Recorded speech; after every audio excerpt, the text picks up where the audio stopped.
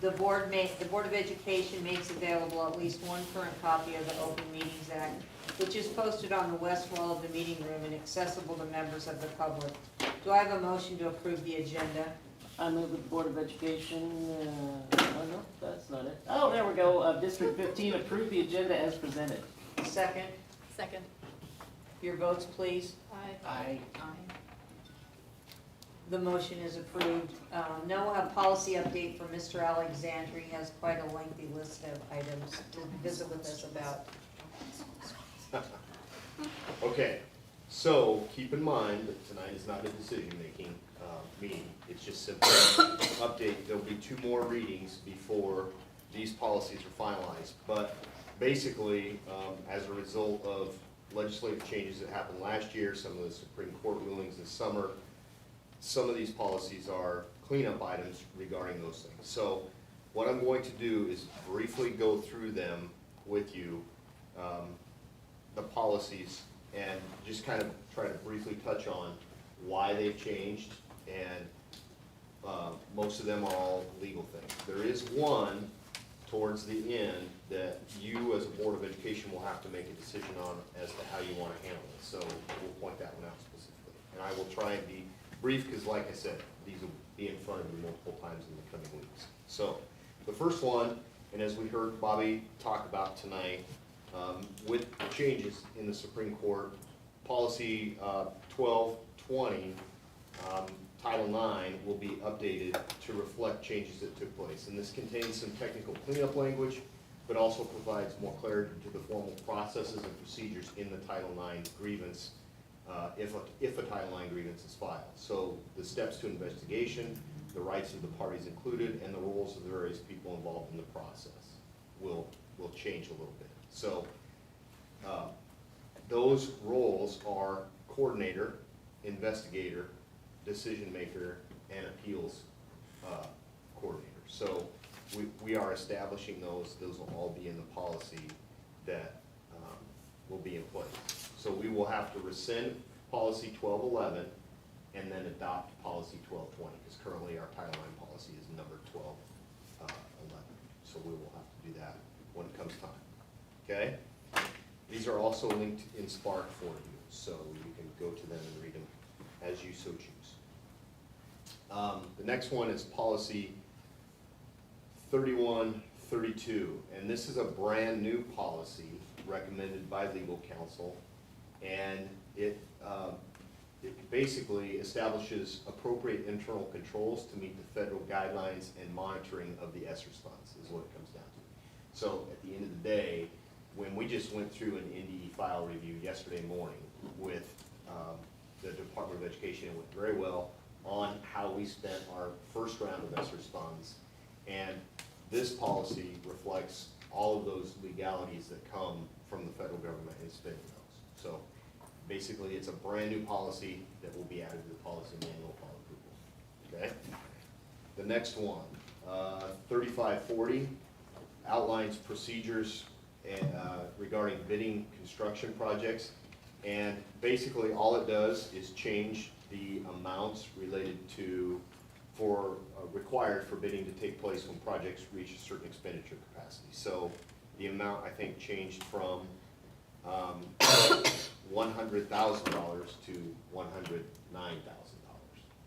So that's just basically what it does.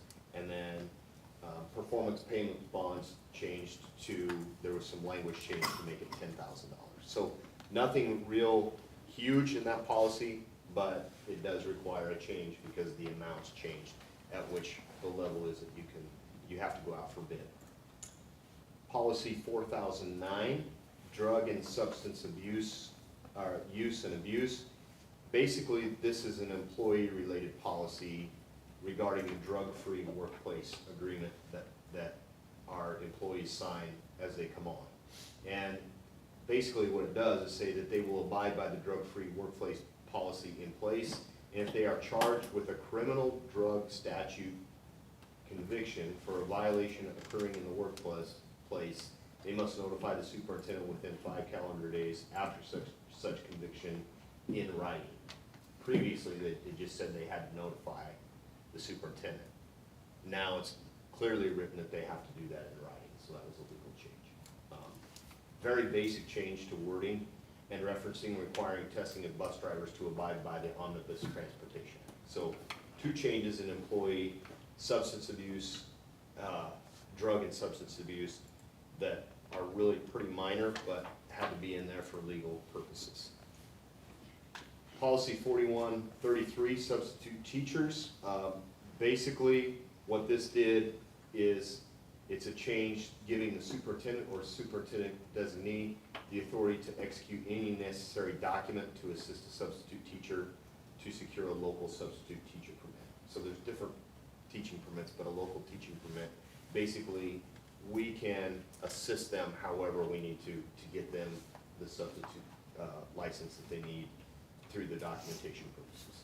So that just gives us legal guidance to be able to do that. Policy 6600, special education. A whole host of changes took place in special education policy. Over the past year, the NDE has developed new special ed guidance for district policies and procedures. And Perry Law Firm has spent the summer updating all of those, so those changes are reflected in the policy, ready to go to meet all state, federal, and NDE guidance. Okay? Then, 8343 is really kind of the one where you guys are going to have some decisions to make. So I'll try and make this as plain as I possibly can. Our current 8343 policy says that any person wishing to be on the board agenda should contact the superintendent of schools at least 1 week in advance of the next regular meeting and supply the superintendent of schools with the information on the subject he or she wishes placed on the agenda. The superintendent of schools will notify the person making the request of the placement of the item on the agenda. The superintendent and board president will decide if the agenda item requested will make the next agenda. Now, you don't legally have to have that in statute or in your policy. That's not a statute requirement to have in the policy. The new policy basically just says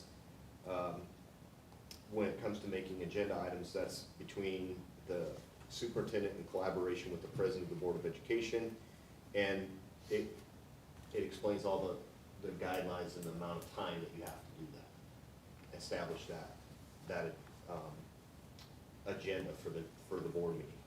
In reality, you're only legally required to have what is being recommended by legal counsel. Okay, so you have more in your construction of your agenda policy than what you have to have. You, the board, are going to have to decide if you want to keep that in there or not. So we're going to be deciding whether to keep the part about the public being able to bring an agenda item to us. right. Okay. And technically, it's really kind of confusing, because if a public patron wants to come to a board meeting and speak in public forum, they can do that anyway. Mhm. You can't prevent them from speaking, and you can't control the topic of which they speak on. So, That just prevents us from speaking But- about it at the meeting, right? Right. But then at that time, we could bring it to, if it's a topic they bring up, then we could choose to add that to a next agenda, right? Correct. Fine, okay. yep, I thought they had to address, I thought our policy said they addressed items on the agenda. You can address whatever you want. you can address anything. Yeah. The They guy, could come and talk to us about how much they like McDonald's Big Macs if they want to. yeah. And we'd have to listen to it. I would just ask them to bring one so I could be sure. I hate Big Macs. That actually They're gross. happened They're burgers. at the, where was it that happened, and the guy came and talked about whether- Chicken nugs. Yeah. Yes. Spicy Yeah, nuts. spicy. I would like to hear about that, Spicy just nuts. occasionally, instead of someone like being upset or something. I'd like to hear about it. So in public forum, anybody can come talk about anything they want to. We can just limit the amount of time that they have to talk, which, that's another part of what we're gonna have to talk about at some point. How often do you get those requests? I think last year during the pandemic, we probably saw the most. It was a couple different times. And typically what we try to do is talk about it, you know. Mhm. It's decreased, hasn't it, John, But you could It still, was, from what it used to be? my time, it was times out of 5 years that there were requests, and it was all during the pandemic, so. But that would not prevent a person from coming to you or coming to the board president and saying, hey, is this something that you would talk about? Like, maybe that wouldn't be a request, but maybe hearing that conversation would prompt you to say, you know, this is something that we probably should put on the agenda. Correct. It just would prevent their request from having, I know, if they ask for it to be put on the agenda, they have a chance of hearing what we think about it, as opposed to if they just come to public forum, they have no chance of hearing how we feel Because about you it. can discuss agenda Yeah. items, we don't discuss what comes up in public. Okay, that's what I was thinking, okay. So that request never makes it to the board, then it ends with you then, is that correct, that they submit? Like, are you the final say if we're gonna have that on the agenda? Well, technically, the board president would be. Okay. Yeah, he would say to me, or she, if, depending on who's in the seat, would say to me, no, we want this on the agenda, that's it. Right? Well, here's, the biggest issue with it is, when somebody brings something, they want it in order to be discussed. The board has not even discussed it, or may not have any idea. Right. It So there's not works likely well to to be- give time to look into it. That upsets some people, because they're like, well, you're denying me. No, we're just pushing it back so we can have time to look into it ourselves and have a response to you. If you just want to have it so you can come and talk, get up in public forum. And so, that's one of the biggest misconceptions, is that, oh, I bring it and they're denying me. We're just denying maybe this next week. We'll put it off until the Cal meeting or until the next board meeting, so that we can do our due diligence, and then also let the board know what's going on, so the board can actually make a good decision, as opposed to just, okay, I never knew this. So, that's the biggest issues we came up with, anybody bringing it to us. Things that were asked to be placed on the agenda that we could not make public. Yeah. Like back in the beginning, when we had a board member that was not reelected come and ask for, he always felt that employment records should be made public. And they cannot be, but he always wanted that placed on the agenda, and that was always no. And student records, and Correct. that kind of thing, so. So the recommendation just, from Perry Law Firm, just kind of shrinks down Yeah, our policy, and that's what they're recommending then. yeah, that's what the. But a good president will always listen to the public Absolutely. and bring that stuff to the board in some manner. Yeah. So, but you have to trust the members of the board to do what's right. And for the public to utilize the public forum if there is a topic that keeps coming up. Yes, Yep. yes. I think that's what it's there for. Yep. So, this is a great discussion. In reference to 8343 itself, that's gonna be a choice that you have to make. And then the caveat on that, on the back side of it, is also 8346, which, a regulation, that's a regulation we have, and how that all happens, we have to change along with it, because the wording matches the policy right now. So if you change that policy, we'll have to change that regulation too, which is no problem, you just pull it up. That's what you do. So. Any other questions about that one? Okay. Policy 8346 will have to change regardless, the actual policy will, because it requires the LB 83, which we've already made adjustments to this, requires that we make changes to public forum requiring the public addressing the board to identify themselves, including their address and their name of the organization that they represent if they're there on behalf of an organization, unless the address requirement is waived to protect the security of the individual. So, and that's, I haven't come across that personally, but if somebody made that request, we'd have to determine that. So 8346 will have to change to include those things. So we've already started doing that because it was in LB 83, and a lot of schools do that already. But we'll have to make that change in policy as well to get there. So, I would like to see us be very careful about making sure that if a question comes from the public, that person is at the meeting and that they identify themselves, and then we not allow them to ask questions via social media. I'm fine if they, I just think if we're gonna require one person to come up there, say their name, their address, all of that, it's unfair then for another person to be able to text message me and ask me, will you please ask this question? I think it just needs to be consistent, whatever we do, you know. Good point. The last one is policy 9340, which deals with minutes, and basically what changes in the policy is the requirements of when meeting minutes are posted. So very simply, it's posted on the website within 10 days after the meeting, and it's kept up for at least 6 months, is the change in the requirements there. So, pretty simple. And that basically concludes the policy changes that we'll have to be making.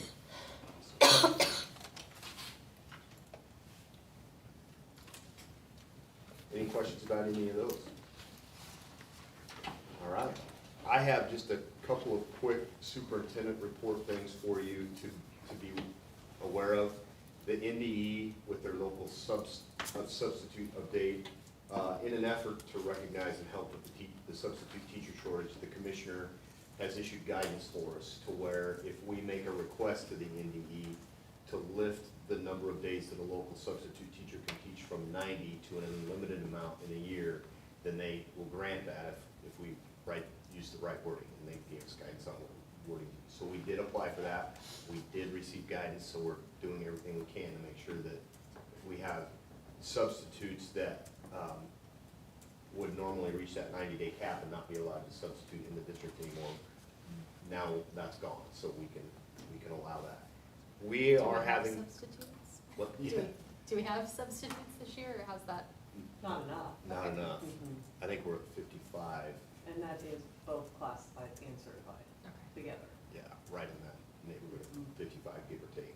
So it's an issue, and as you've seen on the news, it's an issue everywhere, not just with substitutes, but with regular classroom teachers. So we are talking about some measures that we might take a look at in terms of incentivizing. So we'll keep you abreast of those things as we come up with other ideas, so. Area membership meeting is coming up. We're planning on attending York, and I did not write down the date on it. Do you remember what date that was? September 7th. September 7th, thank you. So if you are planning to go to that, we are needing to register ASAP and get you in there. Let's see. The last thing I have, we have some other news for you that's good news in the area of grants, but we're gonna save that for a regular board meeting, okay? And we have, sorry, gotta throw that little teaser out there. We have to come up with a groundbreaking ceremony date. If, I'm sure you've all seen, they're out there scraping the earth off right now, which is in preparation for the surcharge. So the dirt import will start probably in the next couple of weeks. We've been working with Garrett Freezy, the farmer of the site, because we're gonna have to build a road down the, kind of as you come off of Highway 136, the left side of the corn. We're gonna have to build a gravel road there, so just to prevent unnecessary wear and tear on 33rd Street, getting in on that place where we built that, so. That's all in the process, but it's happened, it's starting, and we'll just continue to escalate. So we're kind of targeting September 30th as a groundbreaking ceremony date. If When? that- Friday, September 30th. Homecoming? Is that homecoming? Yeah, it's gonna be a heck of a day, isn't it, Doris? Oh. Would that be like middle of They the usually do day? that in the morning. What- They usually do. They usually do those in the morning. Yeah. Is we're this fi- through the chamber? Are you doing it with the chamber? or no? Is this on your own? The ribbon cutting will probably go through the through the chamber. Okay. The groundbreaking will probably be just more, Yep. we'll probably invite as many people as we can. It's just hard to coordinate everybody's schedule, so. Yep. What we will do is send you out an email and confirm that with you, so if you can write that down and check your calendars. If that date aligns with everybody, we've kind of already set it with Houseman and BCDM. and our financial partners that have been part of this process. What So time of the day? I'm thinking probably like 10-ish, so, I don't have to walk out the whole day. no. Those are probably the three top items that I just I'm wanted to taking the day off. update you on. I'm celebrating. So, any other questions? You skipped, Yeah, you you skipped the skip budget budget timeline. timeline. Oh, Oh my gosh, really? Well, you kinda Did need to, ya? you kinda need to know this. yeah, okay. Here, I'll make it really brief. We read the email. 5 to 8:30, I got the email. I did skip that. Oh, hand down everything. Cool. There we go. There's two handouts. There's like Christmas there for a minute. I know. If it wasn't the budget, I totally would have let it go. This sheet, the first one that I handed out to you, the 22-23 school district budget timeline, that's just all the dates that are part of the budget. In all actuality, probably the most important one is the second one that I handed you, thank you. And it just refers to the new bill, LB 644, that we've been talking about, and now that we've met with Don Hill as the county clerk, everything's been set and it's in place. So September 5th is the deadline that we have to provide the proposed tax request to the county clerk. So we will have to provide that to her by September 5th. September 12th, the board meeting, at the board meeting, I will give you an update on the budget and tax asking update. So, and I will not be asking for your approval, which typically in the past we've done, so everything's kind of pushed back a little bit. I will provide you an update. September 26th then is the joint public hearing presentation with all schools, counties, cities that are exceeding the 2% allowable growth rate. And right now, we will be part of that. September 29th, we will have to have a special board meeting to approve the budget and the tax levy as presented at the joint public hearing, and that you will see on September 12th. September 30th, then, budget documents are due to the Nebraska State Public Auditor.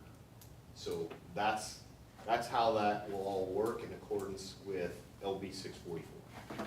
So we won't have that early meeting on the 12th. Didn't we used to have an early meeting on the 12th where Before, you you would had your do that? Yeah. Now, instead, you get to have an extra meeting on the I know. 29th, That's awesome. so, Wasn't that cow anyway? yeah, Yeah. that's how we planned it. Oh. So it would just be on the calendar, similar to what we did tonight. So we'll get to spend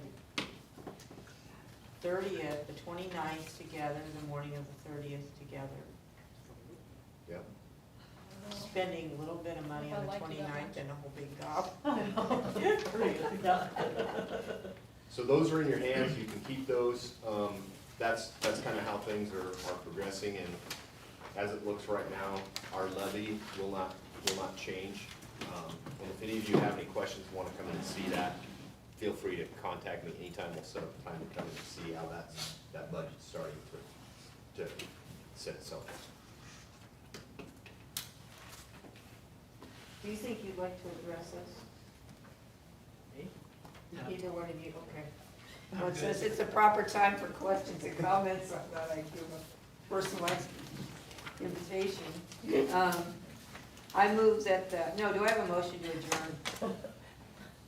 I move that the board of District 15 adjourn for the evening. Second. All those in favor say aye. Aye. This meeting is adjourned. Just for the evening, when we start up? Just for the evening, tomorrow